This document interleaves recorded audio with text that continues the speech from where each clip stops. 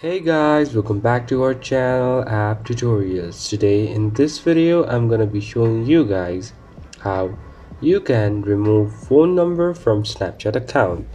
So I'm gonna be teaching you a very easy step regarding this one. So if you have any problems or any queries within the process, just let me know in the comment section right away. Now without any further delay, let's just get started. So firstly, what you need to do is you need to go to your Snapchat app and then log in with your account. Once you do that, just go to your profile option and from there just go to your settings on your top right corner.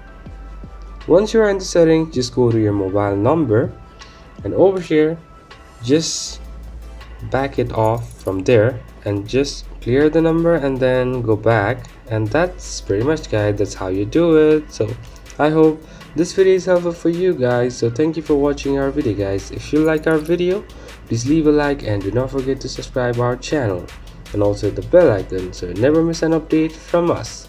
If you have any queries, just let me know in the comment section right away and I'll see you guys again in our next video. Till then, stay safe guys. Thank you for watching.